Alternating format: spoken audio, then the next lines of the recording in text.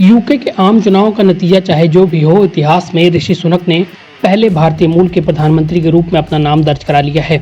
44 साल के ऋषि सुनक चुनाव में पिछड़ गए हैं और लेबर पार्टी के कीर स्टारमर नए प्रधानमंत्री बन सकते हैं।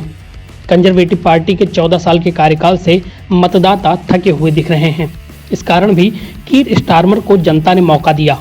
अप्रैल 2020 में वामपंथी जेरेमी कार्बिन से नेता के रूप में स्टारमर ने पद संभाला। इसके बाद वह लेबर पार्टी को पॉलिटिकल सेंटर की ओर ले गए और अपने दल में यहूदी विरोधी भावना को खत्म किया, जिस कारण उन्हें प्रशंसा मिली है। वहीं उनके समर्थक स्टारमर को एक ऐसे नेता के तौर पर देखते हैं जो ब्रिटेन को आर्थिक मंदी से बाहर निकालने के लिए पूरी तरह सक्षम है। साल 1963 में कीर स्टारमर सरे में एक मजदूर वर्ग के परिवार में जन्मे थे। उनका परिवार काफी मुश्किलों से गुजरा, जिससे स्टारमर का भी सामना हुआ। उनके पिता एक टूल मेकर थे जिनकी स्टारमर से कोई ज़्यादा करीबी नहीं थी। स्टारमर की मां एक बीमारी से जूझ रही थी और वो नर्स थीं। स्टारमर का नाम कीर बेहद असामान्य माना जाता है। उनके समाजवादी माता पिता ने लेबर पार्टी के संस्थापक कीर हार्डी को श्रद्धांजलि के रूप में उनका नाम रखा। कीर स्टारमर पेशे से वकील भी रह चुके हैं। स्टारमर का लीगल करियर 3 दशकों से ज़्यादा तक का रहा। इस दौरान उन्होंने मानवाधिकारों से जुड़े मामलों पर ध्यान केंद्रित किया। उन्होंने कैरेबियन और अफ्रीका में मौत की सजा का सामना करने वाले कैदियों के लिए भी वकालत की।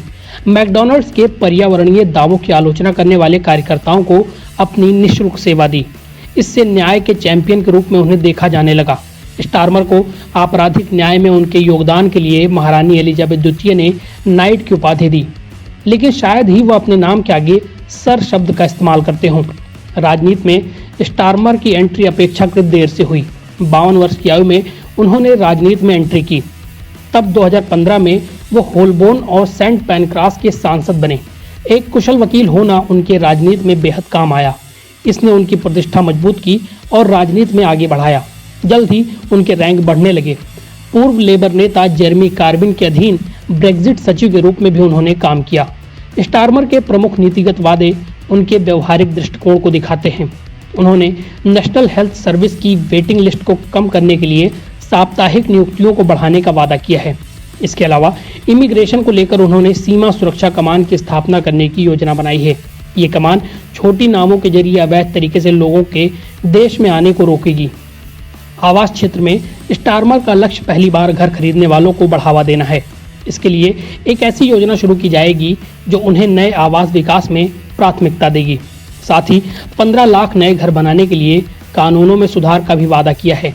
शिक्षा उनकी एक और प्राथमिकता है। स्टारमर ने 6500 शिक्षकों की भर्ती करने और प्राइवेट स्कूलों के लिए टैक्स समाप्त करने का वादा किया है। NBT ऑनलाइन की रिपोर्ट।